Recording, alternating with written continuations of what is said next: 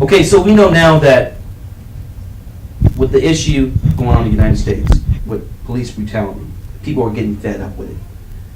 But when you start looking at the history of the United States, it seems to be that police brutality is always, taking the brunt of this whole thing. People have always gotten upset, and they've always projected towards the minority. Why? Because normally minorities are the ones who are not voting as heavy and not donating money. See, I think that's the issue. It's if I can donate money to your cause, you're gonna leave me alone. If you go to the South Side and see people living from Saratoga all the way down to Yorktown, when they got a pothole, they get it fixed right away. When you're on this side of town, you're gonna wait. Why? Because the constituents say, I'm donating money in that mixer, so you're gonna help me out. It's an issue. That's the issue. Because then you got a buddy-buddy system. Everybody's helping everybody else out. Kendra, how do we kick that out? How do we get rid of that buddy-buddy system? Where are we at right now? How do we get rid of that?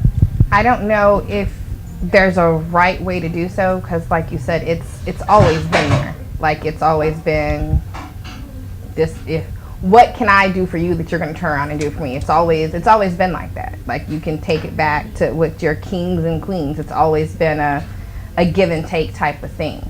So it's going to take people actually being willing to sit down and offer that hand. Hey, we may not be able to donate $10,000 to this cause, but I'm still going to help you out. You have to sit down with the right people. But the reality of the situation is it's always been like that.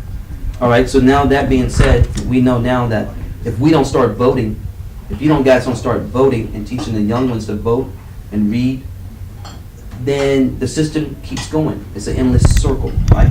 A cycle, circle, whatever you want to use. Because it's the same people sitting on the same city council, hiring the same type of people to run the city that you didn't like before. Jacolby, I'm going to throw this one at you. I want to know, so now we know if the city manager is in charge of the police chief, and the police chief has to answer to the city manager, but the city manager has to answer to the city council, because that's where the ultimate decision comes from also. Why are our kids, which they ever have every right, not just kids but adults too, why are they just protesting on one section and not the whole thing? Because they don't know? Because we haven't taught them? Or because they feel that we might as well get to the root of the problem? I believe it's a combination of both. About 80% just don't know, just a lack of information. I really don't blame the kids for that. I also think it's the adults' fault. That should be a obligation to inform the younger people who are going to come into places of power how to run it. Kind of what she was speaking on, I think the issue is integrity. We got people in positions with no integrity. So you're putting a price on your soul, and I'm buying favors. I shouldn't be able to buy a favor. I should be paying you to do a job, and that's it. Yeah, but we know they buy favors left and right. And that's Not the just on issue. a state, local, but a state level, and then now on national level. They keep talking about, well, Trump's going to run as a, he's running free because he don't owe nobody. And then that statement just came out today, where this guy's broke. His campaign is broke. So what do you think is going to happen now? He's going to have to start getting money. Mm-hmm. So when you start getting money from somebody, it comes back to that good old boy system. Yeah.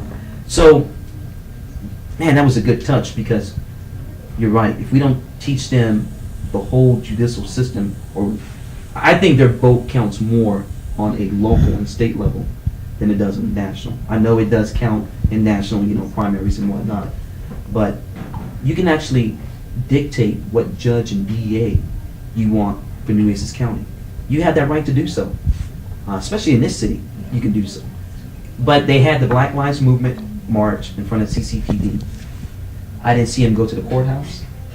I didn't see them asking their judges. Was I there? Yeah. Was anybody here there at the Black Lives Matter? The local movement now? Yeah. But come on up. Come on. Come on right over there. Yeah, because I don't recognize anybody as being there. No, I wasn't there. No, it had that mic right there. You want to stand right here, right behind Sure. Creon? Right there. I ain't trying to bar you. No. You invited me. Yeah, come on. Right on. You got it? Good. Yeah, go ahead. Yeah, I mean, no offense to anybody here, but I didn't make it to the memorial service, but I didn't see anybody here out there in front of CCPD. The reason why we're protesting at CCPD is because we're protesting police brutality. We're not protesting council brutality or mayor brutality. Okay, so let me ask you this then. Who runs this Corpus Christi Police Department? Well, the Corpus Christi Police Department kind of runs itself, doesn't it? See, that's the problem. That's the point I'm trying to make. We know now that you can't make any decisions for CCPD protesting in front of CCPD. CCPD is a union-run operation. Yes, but that's one of the few unions that you'll find around. Yeah, but that union, Fraternal Order of Police Department, that union is not ultimately protected. Who actually runs the PD is going to be the city of Corpus Christi, which was Ron Olson. I don't know who it is now. The police chief runs the PD, but the police chief has to answer to city council and to the mayor and to the city. Ultimately, he answers first to the city manager. To the city manager. But the police brutality problem is a national problem. It's Correct. not, there was a local problem. We had several incidents. We had a Toonie got beaten up by the police after he had committed a mass murder out there in Flower Bluff. Those police officers Saw that were on the held news, accountable. correct. I went to that forum that was over at Del Mar, and you know they did have a forum, and to Chief Simpson's credit, he did hold his officers accountable, but that man later hung himself in the Nueces County Jail. And what came of that? What came of that? That was an in custody death. And and pardon me here for being so close and everything, but the sheriff, which is an elected official, Correct. right, was investigated by the Prison Texas State Bureau. Rangers, Yeah. the Rangers, which are a long history of institutional racism. That whole thing, they were started to murder the indigenous people here. They murdered thousands of people along the border. They were part of the Confederacy. That institution All right, right there, so and hold they're on. also the ones that rubber stamped Okay. the Sandra Bland investigation. So let's do this. So now you say that, and that's taken into consideration, right? Still protesting in front of the police department is going to change all their policy? No, it's not. It's to bring solidarity with the people in Baton Rouge, with the people with all around the United States, wherever. Ferguson, when Ferguson was going on, we hung that Black Lives banner that was out in front of CCPD. That was hung over Highway 37. Okay. That was put out over Highway 37 at that time. Now, it didn't receive any kind of publicity at that time, but we hung it out there, and the police came and made us take it down. All right, so please stay with us, by the way. Go ahead. And what I'll say about protesting You got is it. throughout history, that's how No. people got their points across was through protesting. I mean, whether it was the civil rights movement, Right. whether it was the Chicano movement in California with Cesar Chavez and the migrant workers, Gandhi, protesting has proven to work throughout history, whether it's peaceful or if it's not peaceful. At some point, America has to wake up and realize that we have some issues in this country that I don't we think it's need working to. now. It is, that's the bottom line. I don't think you're protesting right now. I don't think it's making a big, now I could be wrong, but the way that I'm seeing it now, the guys, everybody out there, men and women, all of color, different colors, right? Different backgrounds. Y'all not changing anything. So educate me. Here's what I'll say to that. It is working because now we have African American congressmen and other elected officials that are prominent in the country coming out and saying something about being discriminated against, and it's okay because now we've got somebody who's wealthy, who's educated, and that's what everybody says. Oh, they have to be educated. You know, they're criminals. They live in the hood. These aren't people that are in the hood. These are affluent African American and minority people that are being discriminated against. We are now talking about it. For how many years did we not talk about racism or even deal with any of the issues that have stemmed from that? It's leading to a discussion.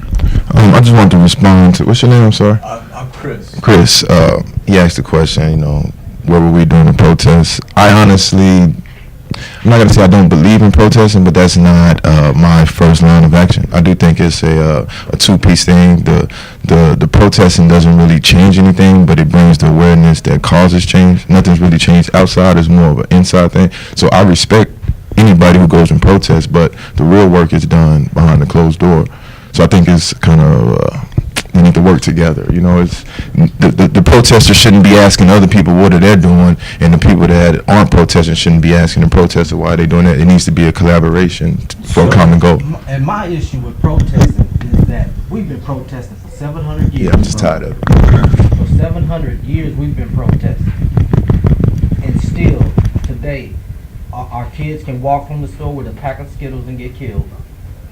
Our kid can walk in the neighborhood with the hoodie on after a man been on the phone with the police and told not to chase this kid, to stay away, let them do their job, and still get killed. We've been protesting for 700 years, and today I just learned the protocol. You know, I'm not going to be standing in front of the police station protesting. I want to talk to the main person. That's who I want to talk to. I want to talk to the one who holds power over that entity right there. Which it comes back down Yeah. to your city management department, because before a chief is hired, they have to go through the city manager. And before the city manager makes a final decision, it has to go through a council, which is your mayor, that council members, that everybody who actually voted them in. For whatever reason, in this city, you vote them in. But I want to touch this real quick, and then I'm going to, here you go, and you protest with us. Where back then, we had a mix. Now it's so much more that everybody's starting to come together. And that's a beautiful thing. So when people say, oh, it's getting worse, our kids are going to suffer, I look around this table and I say, man, to me, well, we're adults, so we already know. We get stuck in our ways. Well, I think, but this is the way that change Starts. starts. Mm-hmm. Yeah. Now, I don't know if anybody here has kids. No. Yeah. Yeah. Kids are black. Okay, so you see, now, I'm going to say this because this is not a political show where it's just all tense and serious, but now he's with us. Where 15 years ago, somebody of non-blackness was with us. You see what I'm saying? But because we need that. We need that integration. Because we know this, we look at the Aryan nation or the white nationalists, it's isolated group. The black separatists, isolated group.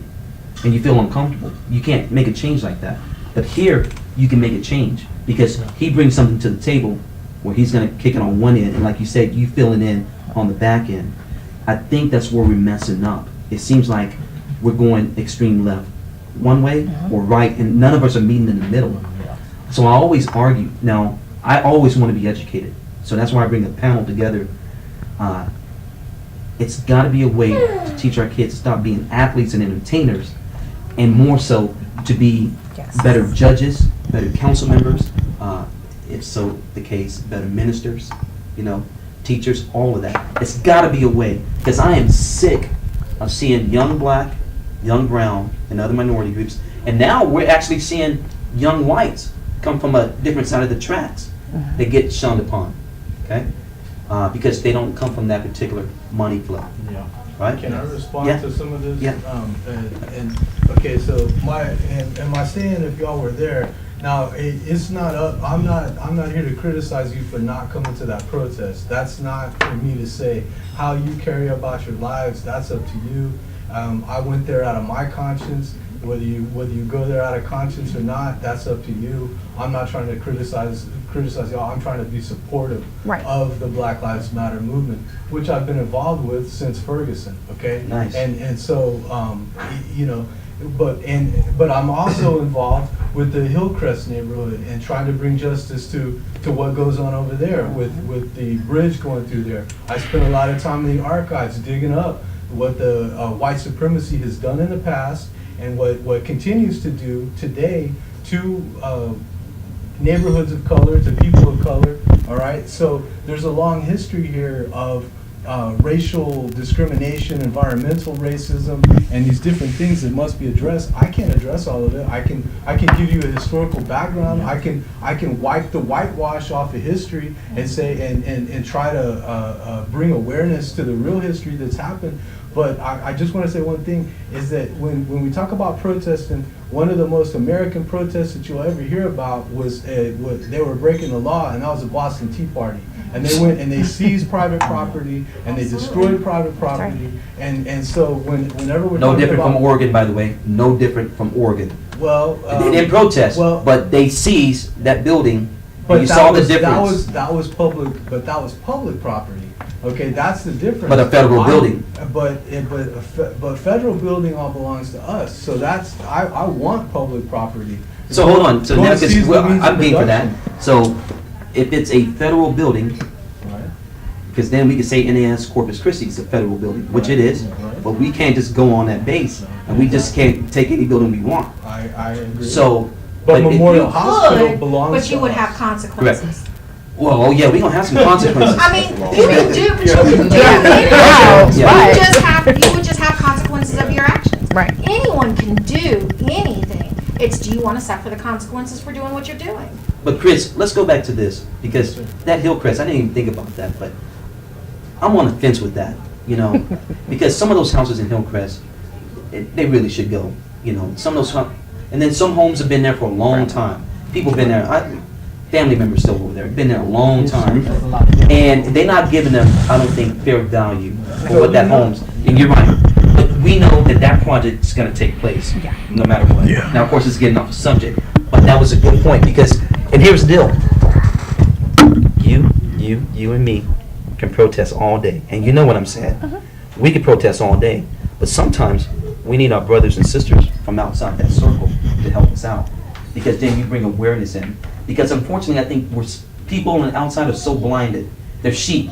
They just go in, it's like, oh no, but the news said this. Yeah. So then that's what you are. Yeah. And then somebody may look at you, Chris, and like, oh, you just, well, whatever you are, I don't know. You see what I'm saying? But you, not to bring, nobody, we don't need credibility. But it almost does bring validation, because it's like Right. Caucasian man like himself, and they say, okay, well, I can share that perspective with him. It's easier to share his perspective than it is to share mine, because our experiences are different. But if he can get it, he can explain it in a way his brother can get And if it. you think that's not true, so I told you my background's in production, right? Do you know why in every black movie you see one or two white people? Because Hollywood, and when they do their testing, their focus group, white America does not associate with black America. But if they see one white American in there, male or female, then they associate and willing to buy a ticket to that movie. It's got to be embedded to us. It's subconsciously. That's the problem. So I'm asking now, how do you take the young kids, because I'm 43, all right? I'm set in my ways. I got some crazy views sometimes. I really do. If you ask me about the guy in Baton Rouge, you're not going to like my answer. You're just not going to like it, because I'm old school. And that's how I grew up. Everybody at this table, of decent age, I'm not going to ask you ladies how old you are, but I'm going to say we're over 39 at least, okay? Right? Over. Except this is. Except I'm like, wait a minute. Whoa, My hey. point being is that we tell our kids, don't be prejudiced, give everybody a fair opportunity. We tell them every day, right? We tell our friends, oh, I'm not like that. I don't see blacks or whites this way, or Hispanics that way. And that's the first thing we do when our kids are not around. We act different from what we tell them to be. And then we get upset when your kids come home with different races to play with, or dating, or just spend their life with. We get upset with that. Okay? So we're saying one thing and then doing something completely opposite. So how do we change our perspective? So we got a fighter on the ground. We got a fighter in the trenches. And that's what we need. Now how do we take all this and teach our kids? Because remember, those kids are the ones that are going to vote. They're going to vote, and they're either going to be an athlete or some type of civil service worker. I'm hoping civil service worker. I am personally. But I could be wrong. I mean, I could be absolutely wrong. Maybe my view is just absolutely backwards. I mean, go ahead. I think you have to, it's going to start at home. She has a moment. It will start at home. And how my mom raised me is probably not going to be the same way he raises his children. So parents have to start there. Like as a parent, you have to know not everyone's going to parent like me. His way of discipline is going to be different. We have to learn to accept that and not judge that. And then when you send your kid to school, that's a whole different learning environment. And so as a teacher, because I'm a teacher, you need, like, they want you to be able to reach all levels of students, from the smartest kid to the lowest, production. They want you to be able to break it down so everyone understands. So you need to be, if teachers have to do that, a parent should have to be able to do that as well from their aspect, because what I'm seeing as a teacher, I'm now the parent of this child.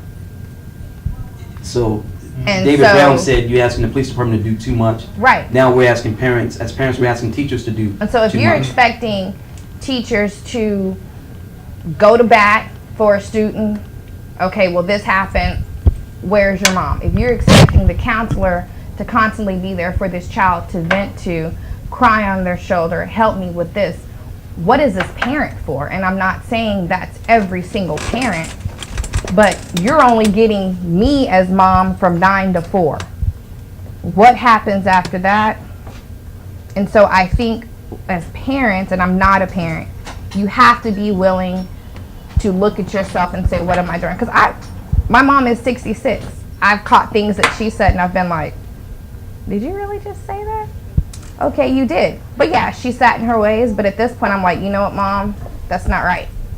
We got to retrain ourselves, retrain our kids. That's the whole especially deal about because retraining, because I'm the telling day and you, age they live in here is not how I grew up in the 80s and the 90s. It's, it's different. Today, kids are influenced by disrespect. a lot of that. They're influenced by disrespect. And it don't have to come out of neither one of our mouths at this table. You turn on the TV, you turn on the radio. They are influenced by disrespect. They're influenced by money because disrespect pays. Yeah. And because of this, mind you, they're watching this 24/7, hearing this 24/7, which is embedded into their psychos. Now, I can't walk up to you and say, "How you doing, sister?" can't, I gotta call her another word.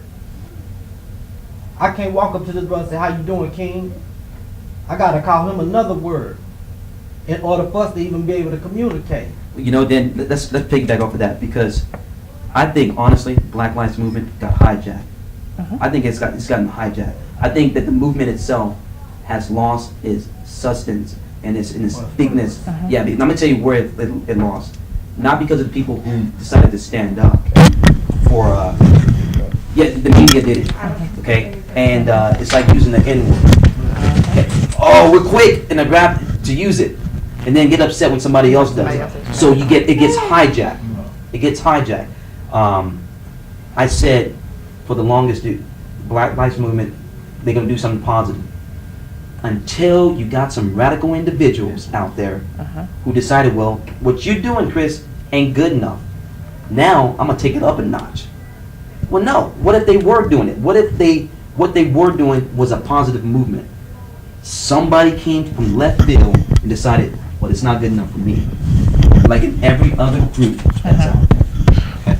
My whole perspective with the Black Lives issue, I'm totally behind it, because not that I wear the Black Lives, not a T-shirt and all that. I'm not the #1 supporter, but I do support the cause, and the cause is what I support. The fact that we had to create a Black Lives Matter should speak to the whole issue.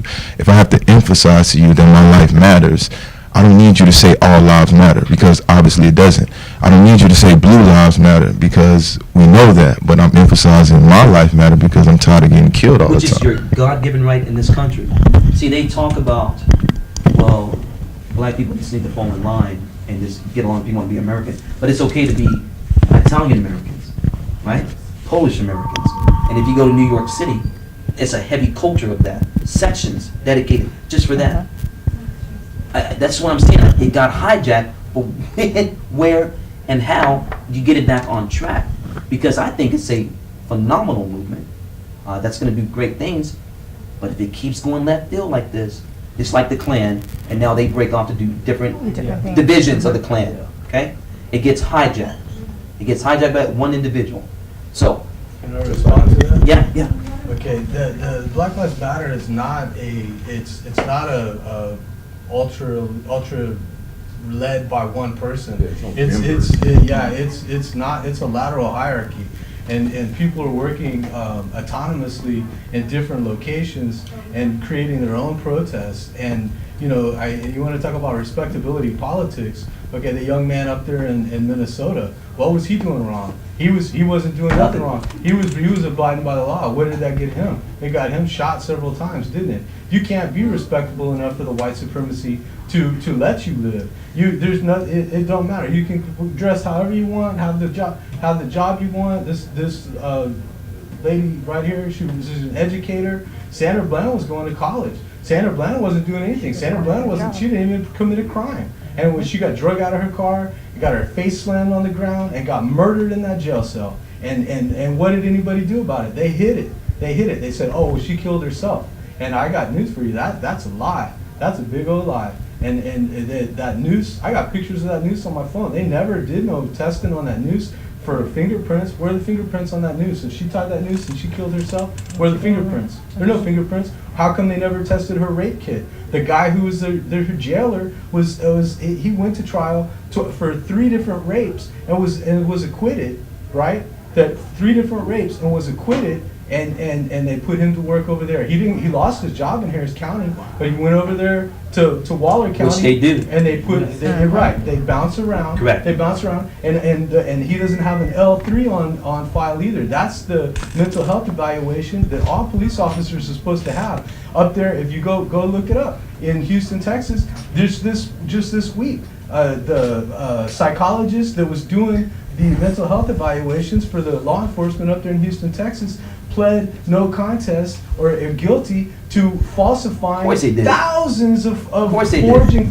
Because when the police officers would go to the psychologist's office, she would give them the test with the answers marked so they could pass the psychological exam. She would not even give them the psychological exam. She was committing fraud. And what did she get? Adjudicated probation. She's never going to see a jail cell as long as she doesn't break. Because why? Because the white supremacy protects and then that's what I said, Chris. This is why our kids that are growing up got to be able to get into that system.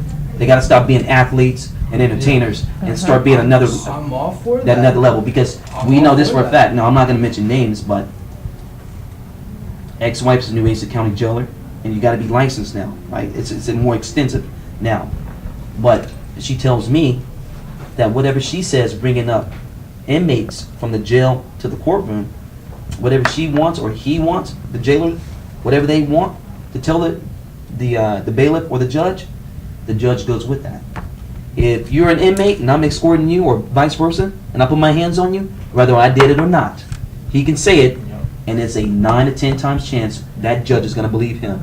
Tack on another 10 years. Yes, sir. 10 years felony, by the way. Yes, sir. All of a sudden, now I can't vote. If I can't vote, then now I can't help out. You can't be a dad. Yeah, I can't help out. But going back to it, this is something, as a kid, I've always known. I remember the first time seeing the Klan was off of Highway 6 in Houston. And we lived in an area called Bear Creek, or the Addicts area. That's before Bear Creek and Katy got real big. I'm coming off with my sister, and we passed, I think it was Westheimer Street, because Westheimer went all the way. And I had to be no more than 8 years old. I looked to and I remember this clear as day. It was a blue Honda Accord. That's what we're in. I looked to my right, and that's the first time I've ever seen the Klan clear as day. And to me, that was way close to home. Now, I'm in a predominantly white area, okay? We're out of sync. And you're right, it don't matter how you dress. Don't matter how you talk. Don't matter what job you have. Because when you are what you are, they're going to remind you what you are. But we have ability to put a stop to that. But if we keep perpetuating this negative feedback, stereotype, we're not doing nothing.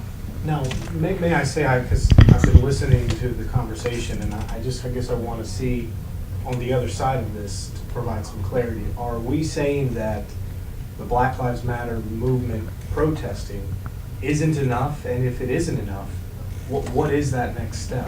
I think that's kind of where what is that solution? Well, I'll tell you, as an educator, I have these conversations with my minority students. I've only one time worked in a suburb where my student population was predominantly white.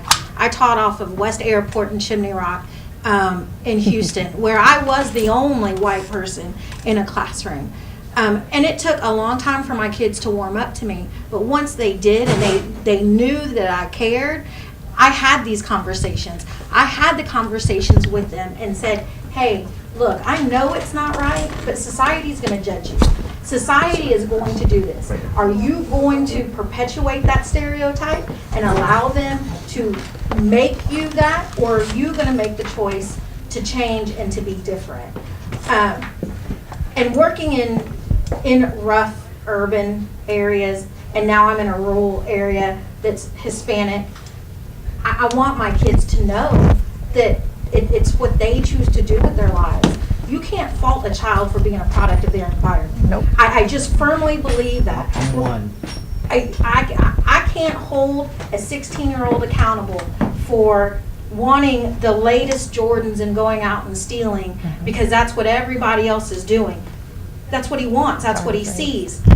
So, you know, so when he makes that choice, I have to say, okay, you made a negative you made a bad decision. These are the consequences. That doesn't mean you're a bad person, and that doesn't mean that you have to be your choices. You can change. You can change that. And really, that's how I make a difference. Is I'm in education because I want to make a difference. Right. I don't want to work at Veterans Memorial. I don't want to work at Cinco Ranch in Houston. I want to work in the rural or urban areas where I can make the most difference. And then with my own child who happens to be mixed, I have the same conversations with him. And I have to tell him, because we live out in Orange Grove, we came from Houston, so it's been a huge transition. He is the only minority child out there. He went to school with, we grew up, like the neighborhood I grew up with we had 2 languages on our handouts, Vietnamese and English. Like, it wasn't even a Hispanic neighborhood. So we came from a diverse background. Now he's there in Orange Grove, and I have to have the conversations with him. Baby, you can't look like you want to look. I'm not going to let you wear a hoodie. I don't care whether you hate me or not. You're not going to wear it. And the reason why you're not going to wear it is because I know people in town are going to associate that hoodie with hoodness. And you're not going to do it. And he can hate me. And that's a sad situation. It is. And I'm just gonna speak on hood. The problem is with this thing called hood. Y'all took I ain't say y'all. We took the neighbor out of it. We took the neighbor out of hood. Oh, wow. That's good. See, everybody knew each other. You walk down to that corner, somebody mama knew you, somebody dad knew you. And if you ain't had no business being over there, you're gonna walk back home. You better get back home before I tell your mom or your dad. Or I punish you Or myself. I whoop Right, myself, that back to you it know takes what the I'm village. saying? Yeah, You know, to raise. and it does. And the thing is that speaking within my community, one, the man has to learn to have respect for himself. He has to learn to have respect for himself. And then he has to have respect for his wife. That way his child will know how to respect a woman or how a woman should be respected. You know what I'm saying? And then you take these same values to school. We're already letting our children know the realities of once you graduate college, what's out there to fight. What you have to fight out there. But we're not going to let this hinder you from being what you want to be. Unless they target particular kids at schools. What? And they end up suspended and an Yeah. ISS and expelled at a higher rate than It their white happens. counterparts. It happens. And I have to actually take my child out of one school and put him to another school where he excelled at. Because they had already picked him out. I just wanted to speak to your original question. I think Black Lives Matter is just a part of the bigger picture. You know, that's just a movement that's created to emphasize on something. But the bigger issue is at home. Like she was saying, we got to be better parents. You're a better parent. A better parent creates a better student. Student turns into a better young adult. you know, the cycle just goes up and up and up. And I also believe that another point that she was making, I also agree with, everybody has to be accepting to everybody else's views. He's not raised like you're not raised like him. We all come from different households, but right is right, wrong is wrong, and that should be simple. Exactly. But it's really not. And I don't. Well, speaking, I just want to say that, you know, when we talk about culture, right, and a lot of what we think of as culture is actually a product that we consume. Our music, our movies. I remember a movie called Colors, and when that movie came out, the gang mentality started to spread across the country, and you saw it come from the West Coast, and it came across the country to small little communities, and everybody wanted to be like those guys on TV. A lot of white people made a lot of money off that movie, and a lot of white people sold those gangster rap and all of that. The pornography, people made money off that. The disrespect on women and the use of sex to sell things. All of that ties together, and to me, it comes down to capitalism and people making money off of these negative things that we put into our culture, and that propagate themselves, and we see come back at us is violence in our streets. People are making money off those guns. People are making money off those rap albums, and you see these positive rap groups like Public Enemy, and there's several KRS-One. What happened to them? And we see all these gangster rappers come up, and then that mentality starts coming out in our streets, and it